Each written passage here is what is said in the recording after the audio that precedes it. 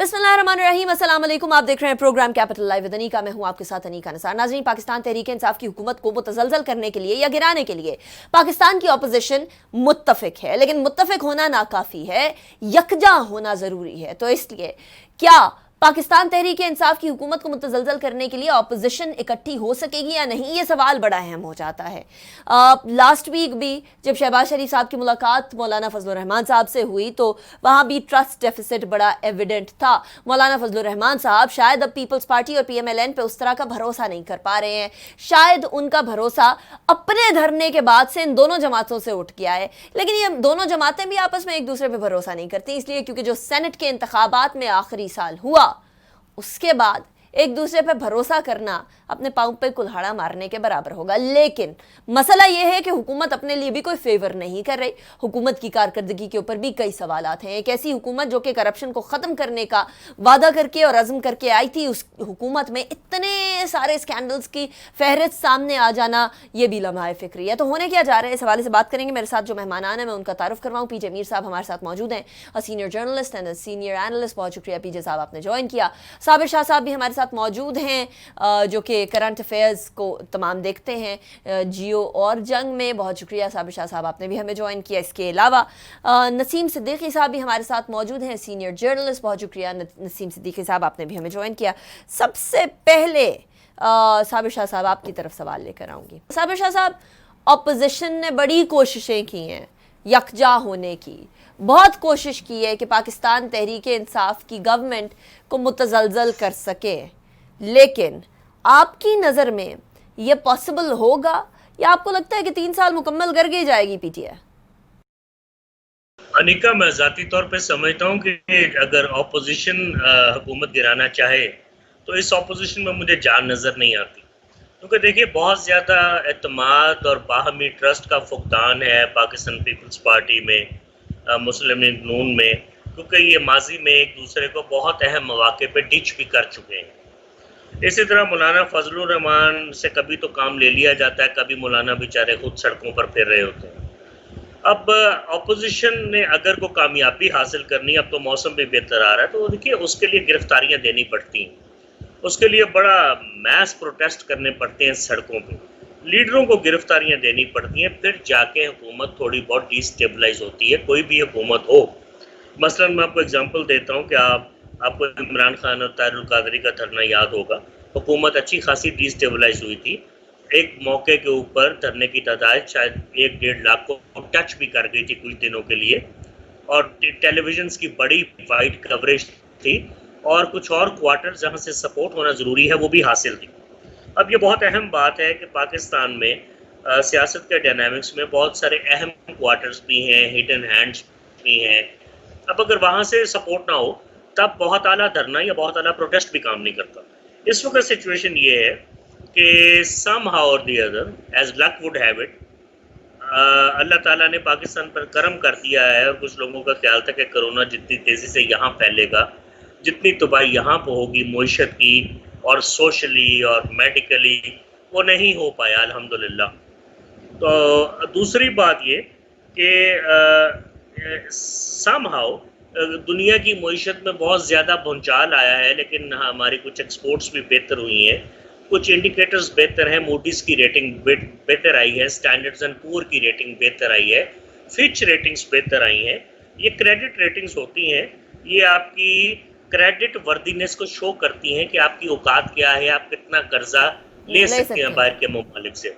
जिस मुल्क की क्रेडिट वर्दीनेस ख़त्म हो जाए वो कर्जा लेने की पोजीशन में नहीं रहता, उसको बड़ी सख्त टर्म्स पे कर्जा मिलता है, और हमारी पोजीशन आपके सामने है। हमारी इकोनॉमी चलती ही कर्जे पे है, वो डोमेस्टिक कर्जा हो, वो फॉरेन, वो एक्सटर्नल डेट हो, $100 अरब से ज़्यादा। सो मैं समझता हूँ, लेकिन साबिर शाह साहब, ये गवर्नमेंट तो कह के आई थी कि हम लोग कर्जे पे नहीं चलने देंगे पाकिस्तान को। 2 साल गुजर गए हैं, हमने बेशुमार कर्जे लिए हैं, कर्जों के साथ वापस करने के लिए भी कर्जे लिए हैं। अब ये बताएं कि क्या 3 साल के अंदर पाकिस्तान तहरीक इंसाफ, चलिए ऑपोजिशन नहीं भी गिरा पाती इनको, कोई मसला नहीं, लेकिन पाकिस्तान तहरीक इंसाफ जो है वो इन 3 सालों में पाकिस्तान को डेट फ्री स्टेट बना सकेगी, जो कि इमरान खान साहब का विजन था शुरू से? अनिका, अब आपका सवाल दूसरा है। देखिए, अगर 73 सालों में हम कर्ज़ों के ऊपर ही चल रहे हैं, तो यहाँ कोई ऐसा तेल के कुएँ नहीं निकलेंगे कि हम अपने कर्ज़े वापस करने में कामयाब हो जाएँगे या हम कर्ज़ों को बगैर हुकूमत चला लेंगे। हुकूमत की जो बुनियादी कारकर्दगी है मेरे नज़दीक वो भी बिलो एवरेज है, to be very honest with you. We haven't done well. There have been U-turns, there have been faltered promises, there have been very poor managerial skills जिसका डिस्प्ले हुआ है। मैं ये समझता हूँ कि अगर आप हुकूमत पे रहेंगी तो आपको बहुत अच्छी खबरें शायद ना आ सके। हाँ, ये हो सकता है कि कोरोना फ्री हम हो जाएं और दुनिया में कोरोना फैला रहे, तो मुमकिन है कोई फॉरेन इन्वेस्टमेंट का रुख इस तरफ हो जाए, तो मैं कह नहीं सकता हूँ। या हमारे लोकल इन्वेस्टर जो हैं वो पैसा निकाल लें या अपने पैसे बाहर से ले आएँ और पाकिस्तान के अंदर इन्वेस्ट कर लें। अगर इस तरह की कोई चीज़ें हो जाए अल्लाह की तरफ से, तो मैं कुछ नहीं कह सकता। लेकिन having said that, debt free Pakistan एक ख्वाब है जो मुझे अपनी ज़िंदगी में पूरा होता नज़र नहीं आता। This can not happen. For this to happen, आपकी एक्सपोर्ट्स 24 अरब डॉलर की नहीं होती। They have to cross 60-70 billion dollars. आपकी रेमिटेंसेस बहुत अच्छी हैं, 20-22 अरब डॉलर की। इनको 25-30 अरब डॉलर पे जाना चाहिए। यहाँ पे चोरी लूटमार का जो पैसा which has been stashed abroad in foreign banks by rulers and the elite of the country which has been holding very important positions, वो पैसा किसी तरह वापस लाना पड़ेगा। Repatriation of ill gotten wealth होगी। करप्शन का जो इंसिडेंस है वो कम से कम 20% कम होगा मुल्क के अंदर। ये सारी चीज़ें होंगी तो इकोनॉमी खड़ी होगी।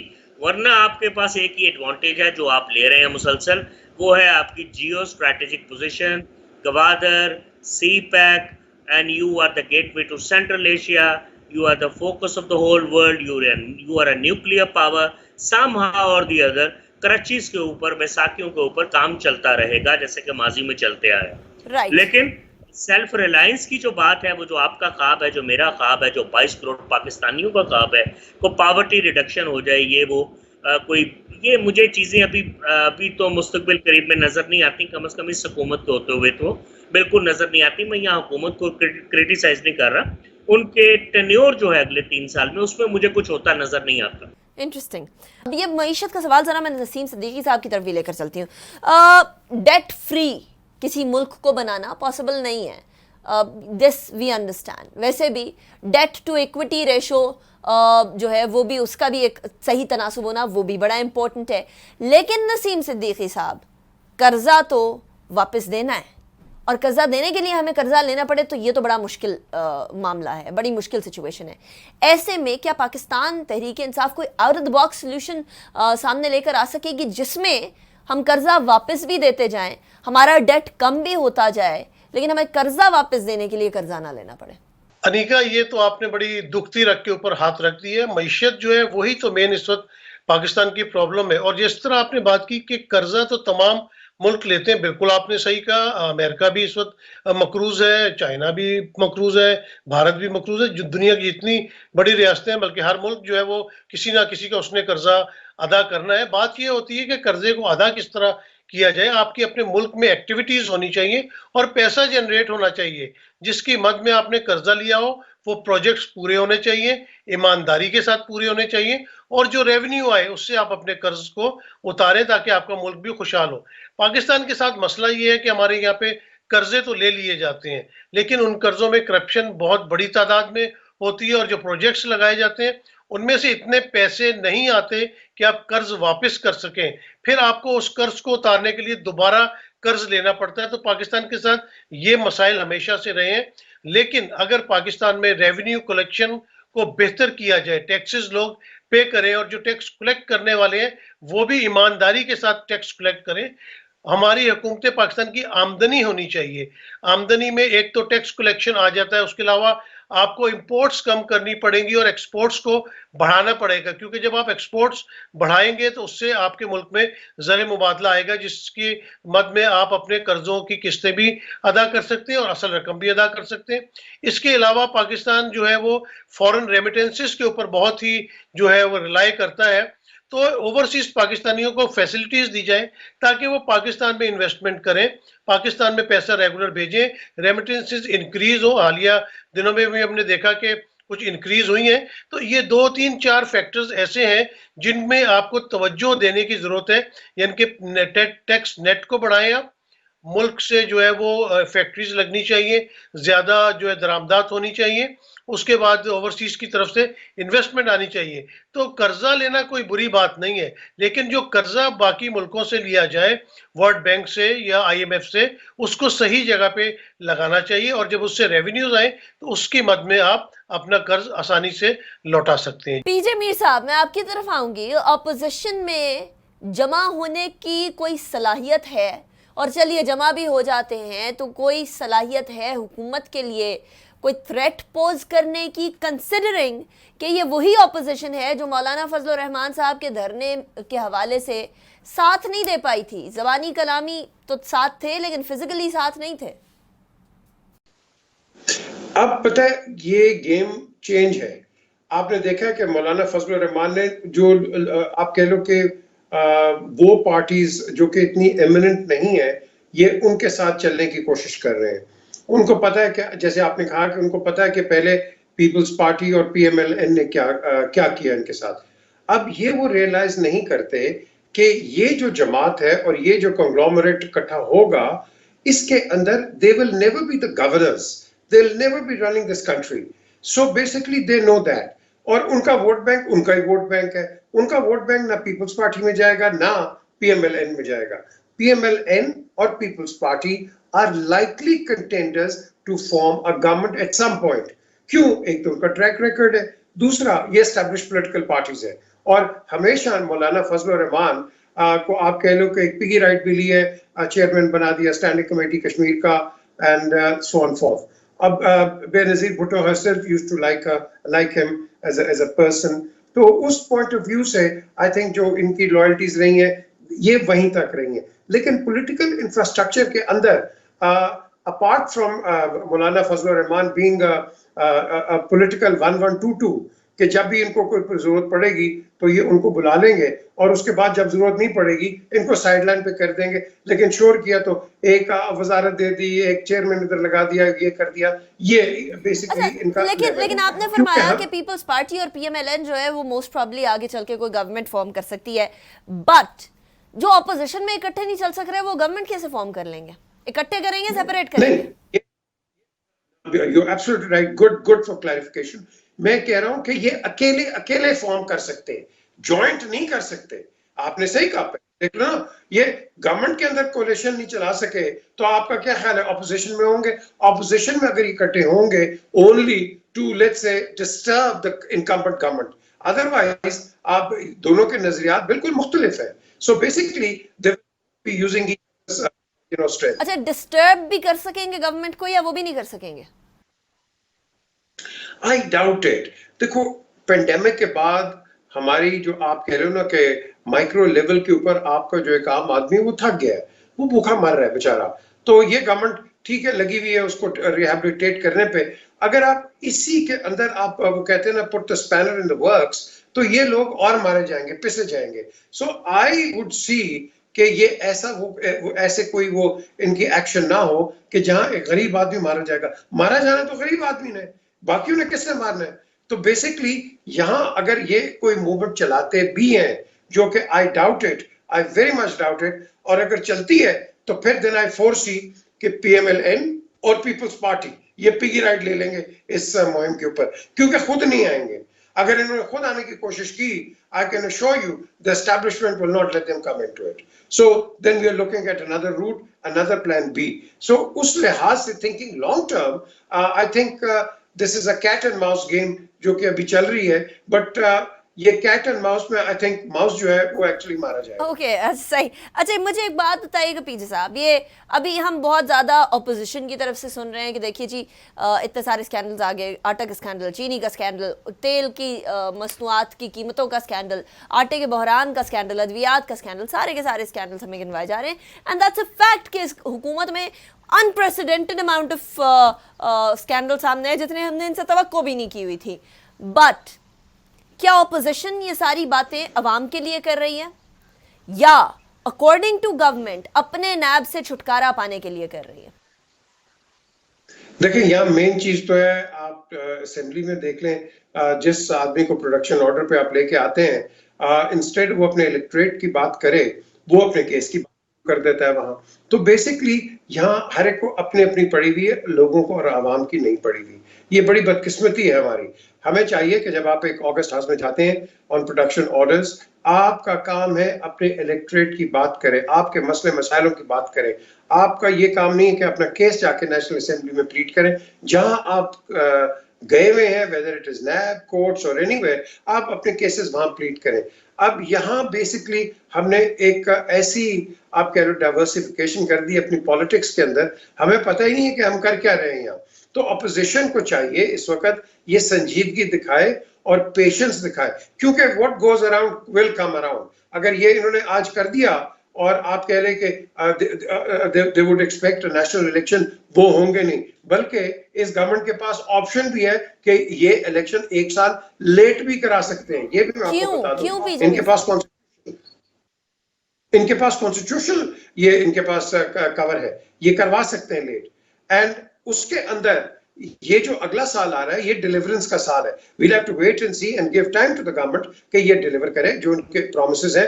और इनके काफी प्रोजेक्ट्स जो हैं, जो अगर आप ऑब्जर्व कर लें, तो I think they are on the verge of maturing. So let's give them some time to do that. भाई मैं कहता हूं आप इस गवर्नमेंट को हटा दो, लेकिन इन रिटर्न मुझे आप कल बता दो चीनी सस्ती होगी, आटा सस्ता होगा, पेट्रोल सस्ता हो जाएगा। No, it won't happen like that. हम बड़ी बचकाना बातें करते हैं कि एक को हटा के तो मैं आके कर दूंगा, ये कोई नहीं करता।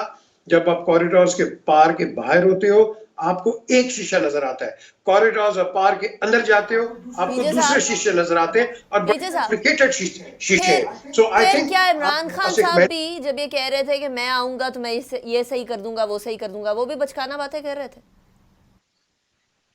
देखें, वो जो भी करता है ना, वो अपनी अच्छी नीयत से करता है कि मैं ये कर दूंगा। नवाज शरीफ ने भी, आप जब मैकेनिक्स के अंदर आते हो, आप देखोगे कि ये हमेशा आपको एक दूसरी पिक्चर पता चलती है। अभी मैं मिला था प्राइम मिनिस्टर साहब को थोड़ी देर पहले, तो वहां यही बात हो रही थी कि जब मैं बाहर था तो मैं एक चीज देख रहा था, अंदर आके तो मैंने देखा तो यहाँ तो it's a complete mess. So basically, he's quite right, because when you get inside, you actually know that 2 plus 2 is 2 plus 2 is 4, not 2 plus 2 is 3 or 5.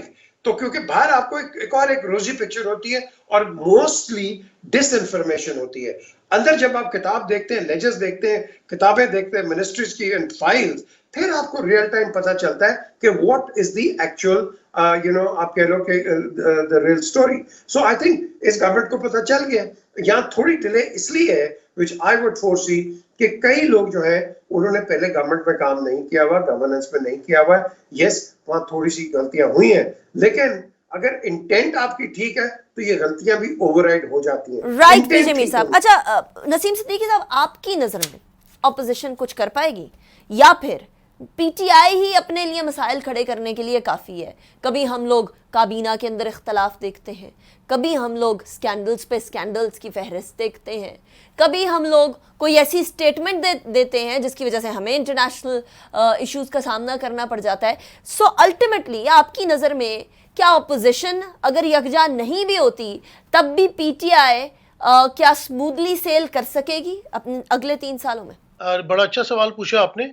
आप इसमें देखें कि अपोजिशन इस वक्त जो है वो बिखरी हुई है। ये कोशिश तो करते हैं कि ये कोई अपना बताएं कि भाई ये सब मुत्तहिद है, लेकिन इनके अपने अंदर इख्तलाफात हैं।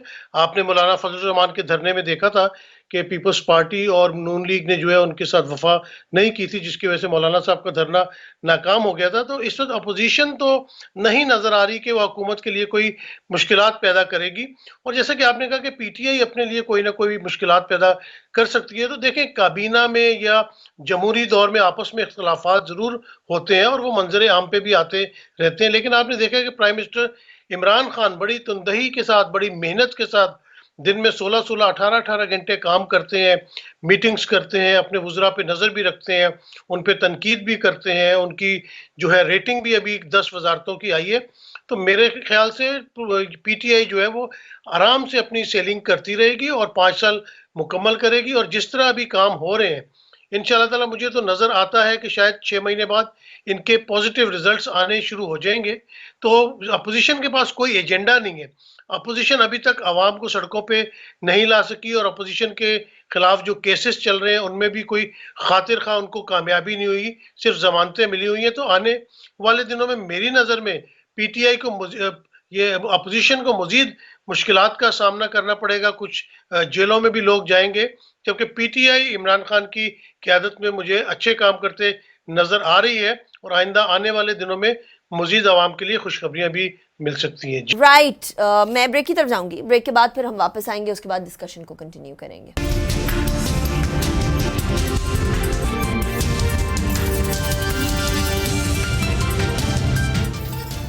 Welcome back after break. Break पे जाने से पहले हम बात कर रहे थे पाकिस्तान की सियासत किधर जाएगी, लेकिन करप्शन का नारा लेकर आने वाली पाकिस्तान तहरीक इंसाफ क्या करप्शन के इंसिडेंट्स को ख़त्म कर पाएगी या नहीं कर पाएगी, या क्या करप्शन ख़त्म हुई या नहीं हुई? नसीम सिद्दीकी साहब, अब तो अपोजिशन उस जमात पे करप्शन के इल्ज़ामात लगाने लगी है जो जमात खुद करप्शन के खिलाफ नारा लगाकर इक़्तिदार में आई है। शाहिद खान अब्बास साहब ने मेरे अपने शो में ये कहा कि मैं आपको बेशुमार केसेस की फहरिस्त बना के दे सकता हूँ जहाँ करप्शन हो रही है। ऐसी सूरत हाल में क्या पाकिस्तान तहरीक इंसाफ अपने इमेज को बचाने के लिए plus in true sense corruption को ख़त्म करने के लिए कुछ कर पाई या नहीं कर पाई? अनिका, बहुत अच्छा सवाल है ये, और ये कई लोग जो है इस बारे में जिक्र अक्सर करते रहते, टीवी प्रोग्राम्स के अंदर भी ये बातचीत होती रहती है कि पीटीआई का नारा जो है वो करप्शन के खिलाफ था। बात ये है कि इमरान खान साहब ने जब ये नारा लगाया और वो सियासत में आए, आपने देखा कि पाकिस्तान का जो मुआशरा है उसमें करप्शन बहुत ज़्यादा है। इमरान खान जो है वो कोई बाहर से लोग इंपोर्ट करके पाकिस्तान में नहीं ला सकते या पीटीआई में नहीं ला सकते। उन्होंने जो पाकिस्तान में लोग मौजूद थे उन्होंने ही पीटीआई ज्वाइन की। पीटीआई में कई बहुत अच्छे लोग भी हैं, लेकिन कुछ लोग ऐसे होते हैं जिनको आप फसली बटेरा कह सकते हैं कि कभी किसी जमात में और कभी किसी जमात में। तो अगर सिस्टम को मजबूत किया जाए, अभी तक तो जो नैब के केसेस नजर आ रहे हैं, हाँ नैब ने कई मौकों पे अच्छी रिकवरीज भी की हैं, लेकिन दूसरी तरफ देखा जाए तो उनके केसेस बड़े वीक रहे हैं। मीडिया पे जो केसेस अपोजिशन के खिलाफ बहुत ज्यादा हाईलाइट हुए हैं या पीटीआई के वुज़रा ने आके उनको बहुत लंबी चौड़ी तकरीरें करके उनके बारे में बताया है, लेकिन जब वो अदालत में जाते हैं तो नैब उस तरह अपने केसेस पेश नहीं कर पा रही। प्रोसिक्यूशन कमजोर लगती है नैब की। सबसे पहले तो नैब में महंगे और अच्छे प्रोसिक्यूटर्स लाने चाहिए जो कि आपके केस को अच्छी तरह वहां पे डिपेंड कर सकें। और जहां तक पीटीआई के लोगों की करप्शन की बात है तो बिल्कुल करप्ट लोग हर जगह मौजूद हैं। इमरान खान साहब ने कहा है कि वो किसी भी सूरत कहीं पे भी कॉम्प्रोमाइज नहीं करेंगे। देखें, जब से जहांगीर तरीन साहब का नाम शुगर स्कैंडल में आया है, आपने देखा है कि इमरान खान और उनके दरमियान फासले बढ़ गए हैं। और उस्मान बुज़दार साहब को भी नैब ने बुलाया। तो नैब को यकतरफा कार्रवाइयां नहीं करनी चाहिए, बल्कि उनको चाहिए कि अक्रॉस द बोर्ड जो है वो इस तरह की कार्रवाइयां करे जिससे आवाम को भी ये तासुर मिले कि नैब अच्छा काम कर रहा है। और खास करके नैब को अदालतों में ये सारे केस प्रूफ करने चाहिए, क्योंकि जब तक अदालत में ये केस प्रूफ नहीं होते तब तक ये मामले हल नहीं हो सकते। पीजे मीर साहब, मैं आपकी तरफ आऊंगी। एक जो मेन फोकस था इमरान खान साहब की पूरी इलेक्शन कैंपेन का, वो हमेशा ये रहा कि करप्शन का खात्मा करना है। आप समझते हैं कि शहजाद अकबर साहब या प्राइम मिनिस्टर साहब या PTI for that matter in 2 सालों में करप्शन का खात्मा कर सकी या करप्शन करने वालों को करार वाकई सजा दिलवा सकी? हम तो उल्टा ये सुन रहे होते हैं कि नेशनल अकाउंटेबिलिटी ब्यूरो जो प्रोसिक्यूशन करती है करप्शन के केसेस के अंदर, दैट्स वेरी वीक। वीक इसलिए because they don't investigate thoroughly. आपने किसी को पकड़ना है तो आप कंप्लीट एविडेंस के साथ आप चार्ज करते हैं। बाहर के मुल्कों में जब आपको कोई पकड़ता है, आपने बेशक एक 50 रुपए का क्राइम किया हो, लेकिन आपको सबसे हाईएस्ट आप पे चार्ज लगता है और वो फिर ग्रेजुअली नीचे होके वो चार्ज आता जाता है and then you either are charge और यू आर लेट ऑफ। हमारे मुल्क के अंदर हम पकड़ लेते हैं, बिठाई रखते हैं और उसका नतीजा निकलता नहीं है। हमारी इन्वेस्टिगेशन को I think we have to come up to the modern day standards. हमारे बड़े आप कह लो कि इतने एडवांस्ड वो नहीं है हम। आपका व्हाइट कॉलर क्राइम डिटेक्शन के अंदर भी आप कह लो हम इतने वो एक्सपर्ट्स नहीं है कि आप पकड़ लो।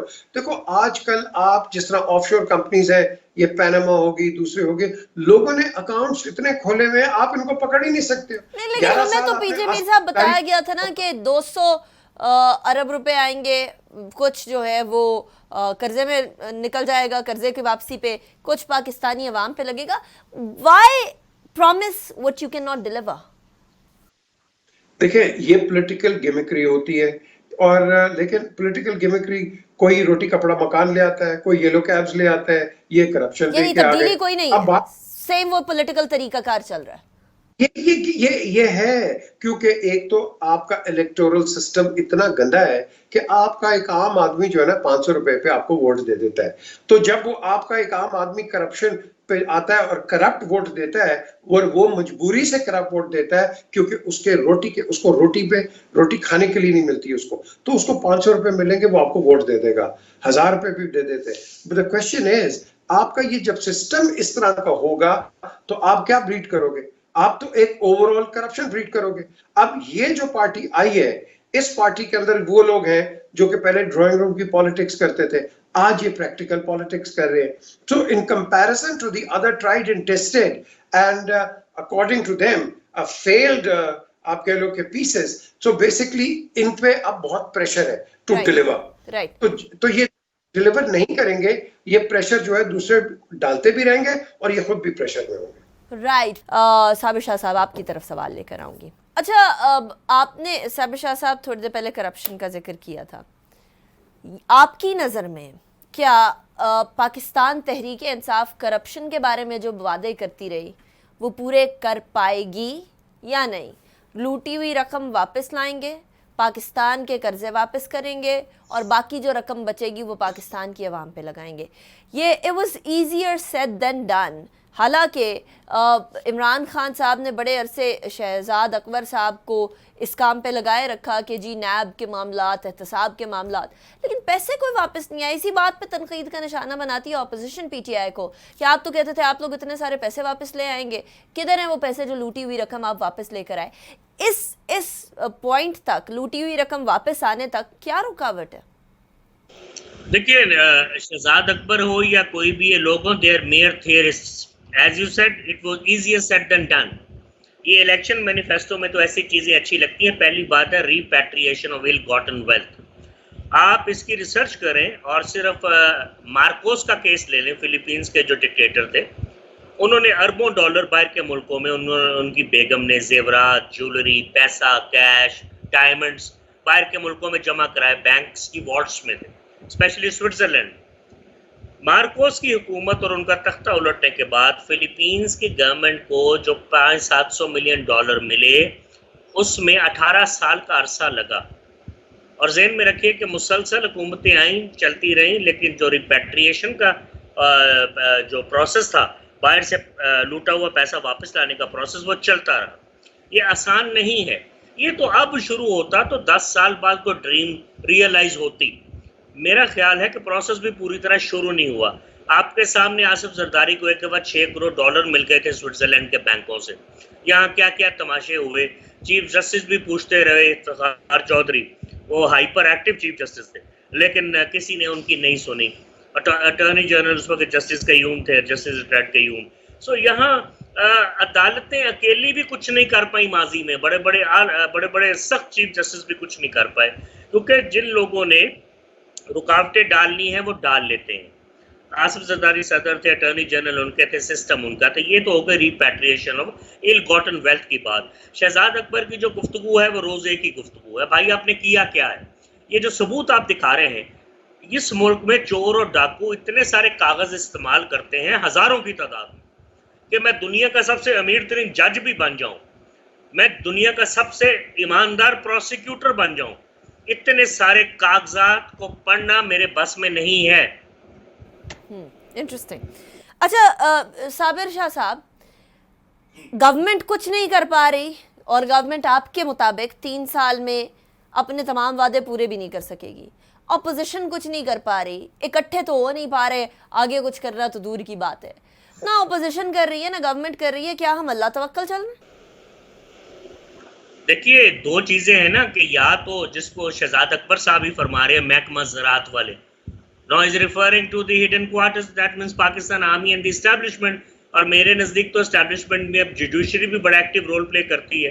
So if the judiciary and the Pakistan Army or the establishment for that matter, they do not intervene and let the government run, do not create any hurdles, कोई मुसीबतें ना डालें, कोई problems ना डालें, तो there is no way कि कोई opposition इमरान खान को 5 साल पूरा करने से रोक सकती है. This is a very frail opposition. It is a fragile लेकिन opposition. उसके लिए गवर्नमेंट It को भी does तो not परफॉर्मेंस exist. दिखानी पड़ेगी ना साबिर शाह साहब.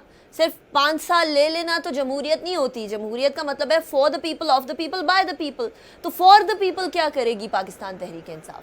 I absolutely agree with you. I am not a PTI supporter or a loyalist at all. मैं तो देखिए चीजें सामने देख रहा हूँ. I am a strong critic of the incumbent government and the incumbent premier. लेकिन having said that, who is going to remove him from power? Who is going to topple him? How do we topple governments? We topple governments normally.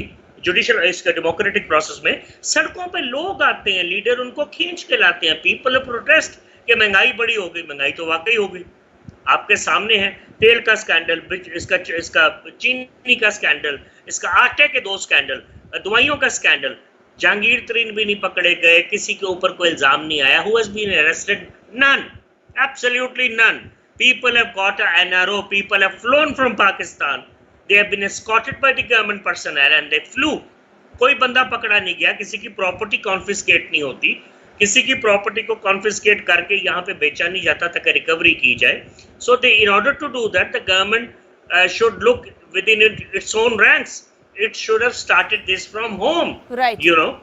ठीक. वो example set करते. The president should have been set. The opposition का काम यही है. opposition वही है जिसपे अरबों खरबों डॉलर के इल्जामात हैं. But हर ऑपोजिशन का काम यही है कि वो इस तरह के इल्जामात लगाती है. लेकिन इल्जामात लगते आए हैं. नवाज शरीफ ने अगर खुद को 4 साल पूरे किए तो उनकी गवर्नमेंट ने तो 5 साल पूरे किए ना. शाहिद खाकान अब्बासी भी थे उसमें. यूसुफ रजा गिलानी और राजा परवेज अशरफ को मिला के आसिफ जरदारी ने खुद सदर होकर 5 साल अपनी गवर्नमेंट के भी पूरे कराए. तो ये कोई चंबे की बात नहीं है कि without doing anything Imran completes his full stipulated tenure of 5 years. I see it happening, to be honest with you, Anika. I see it happening. Right. 5 साल हो जाएंगे लेकिन कुछ होगा नहीं, ना ऑपोजिशन की तरफ से ना गवर्नमेंट की तरफ से. Thank you so much Sabir Shah हुकूमत साहब. कुछ नहीं करेगी. Right. This is going to be a stalemate सी चलती रहेगी इसी तरह. Right. Thank you so much PJ Mir साहब, आपने हमें ज्वाइन किया. बहुत शुक्रिया नसीम सिद्दीकी साहब, आपका भी आपने हमें ज्वाइन किया. और साबिर शाह साहब, आपका भी बहुत शुक्रिया कि आपने हमें ज्वाइन किया. It was a pleasure having all 3 of you. मेरे शो से इतना ही. अनीका निसार को इजाजत दीजिए. अपना बहुत ख्याल रखिएगा. अल्लाह हाफिज.